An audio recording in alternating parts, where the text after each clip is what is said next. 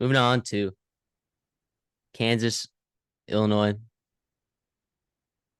At Kansas, wow, is this offense special? We knew it was special, but like, man, I mean, look, I took Illinois over 6.5, relying, thinking, oh, this defensive line is going to put in work, right?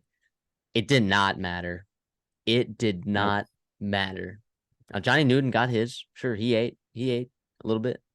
In terms of like Hopefully, pressure, he's getting pressure, right? But Jalen Daniels just makes plays, right? He just made plays. And look, I mean, that's a picture of Jason Bean right there on the screen, but so be it. Jalen Daniels is unbelievable. And we got 539 total yards. They went crazy. Devin Neal is a star. He's very, very good at football. I feel great about my picks. I took Jalen Daniels and Devin Neal in our little fantasy skadoodler.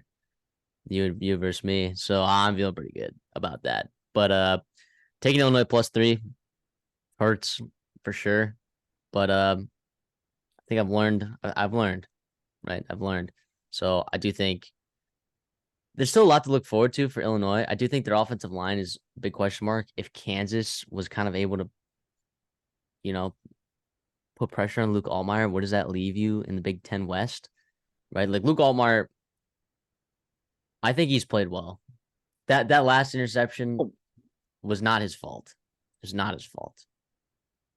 He had a chance to go down there. I don't know. It was not his fault. He's all right. He's all right.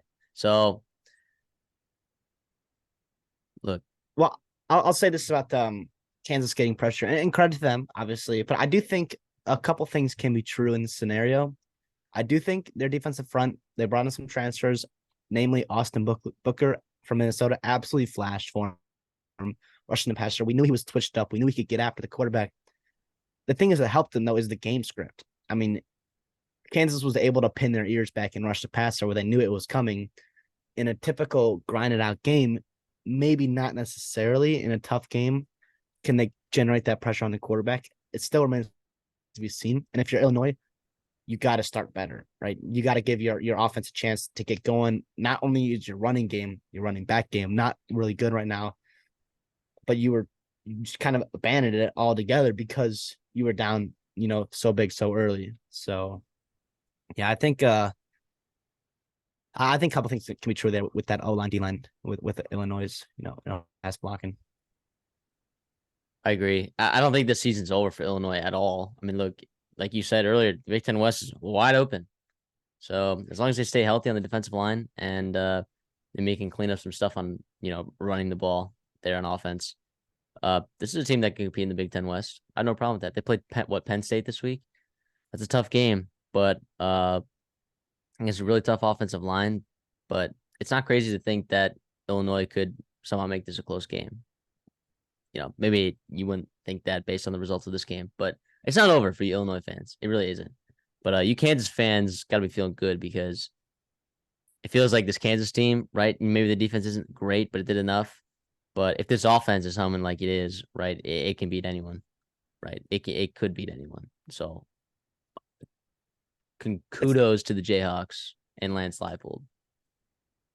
I think that Illinois just played two pretty darn good teams. I think Toledo is probably the favorite to win the MAC, and depending on who you ask, they put up 71. They put up 71 points yesterday against Texas Southern. I know it's Texas Southern, but 71 points, right? They had 50 in the first half. So yeah, Illinois defense gave up 28 points, whatever, and they struggled. But these are two really good offenses and teams that they played. So I'm not, like you said, I'm not ready to throw in the towel yet. Illinois, all their goals are still ahead of them, especially this year in the Big Ten West. And with Kansas on the flip side, you got to be feeling great. Keep that momentum going in the conference play. I mean, other than Texas right now, everyone else has some pretty glaring question marks, and there are games you can compete with in all of them, or all the games you're going to play, especially with a healthy Jalen Daniels. So, yeah, I'm excited. Both these teams, I think, are going to be teams to watch in the future, depending on what conference you're in. But, yeah, I'm happy for Kansas. Good win for them. Absolutely.